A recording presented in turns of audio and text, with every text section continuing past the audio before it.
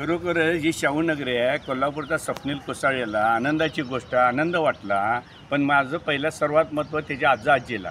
कारण आजा-आजीचं नातवा प्रेम असते, मग आई-वडिलांनी आणि मग गुरुला. या सर्वांचं मी मनःपूर्वक अभिनंदन करतो. खरं कोल्हापूरचं नाव तिने उज्ज्वल केलं. असे अनेक टॅलेंट आहेत कोल्हापुरात. माझे आमदार, खासदार सगळ्यांना विनंती आहे, कोल्हापूरसारखा खेळ नाही, शाहूनगरी ही क्रीडानगरी आहे. कारण मला चांगला अनुभव आहे. मी पण चांगला खेळातूनच मोठा झालेलो आहे. मोठं झाल्यावर खेळाला तेवढं विसरू नका. आणि क्रीडा संकुलचं काम आहे ते लवकरात लवकर आहे. टॅलेंट एवढा आहे, पण सुविधा नसल्यामुळे आपण मागं पडायला लागलो.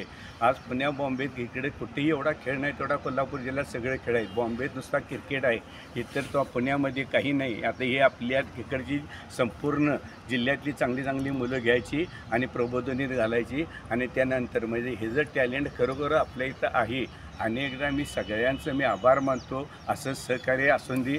आणि माझं एक स्पष्ट मत आहे आमदार खासदारांना, तुम्हाला खरोखर कळकळीची विनंती आहे, तुमच्याकडे पद आहे त्याचा योग्य आणि चांगला वापर करा. शाहूनगरी ही क्रीडानगरी आहे.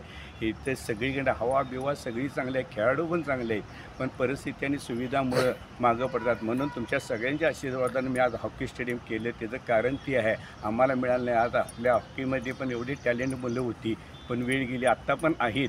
आज ना उद्या तुम्हाला ह्यातली मुलं इंडिया खेळायला दिसतील, हे माझं चॅलेंज आहे. असं सगळ्या खेळांचं जर त्यांनी केलं तर खरोखरच तुम्हाला सांगतो, शाहूनगरी क्रीडानगरी देशामध्ये एक कोल्हापूरचं चांगलं नाव होईल असं मला वाटतं. त्यासाठी तुम्ही सगळ्यांनी आपण होऊन प्रयत्न करावेत. अनेकदा स्वप्नीलला माझं खरोखर मनापासून सर्व कोल्हापूर जिल्ह्यातल्या खेळाडूंच्या तर्फे तुझं अभिनंदन. मोठा हो, पण परत कोल्हापूरला विसरू नकोस, खेळायला विसरू नकोस. परत मोठा झाल्यावर तुझ्या राधानगरीत एक आंतरराष्ट्रीय दर्जाचं शूटिंग रेंज कर. असे अनेक खेळाडू तयार होतील, असा तू प्रयत्न कर असं मला वाटतं आहे. जय हिंद, जय महाराष्ट्र. विजय साळुंखे, सरदार, कोल्हापूर.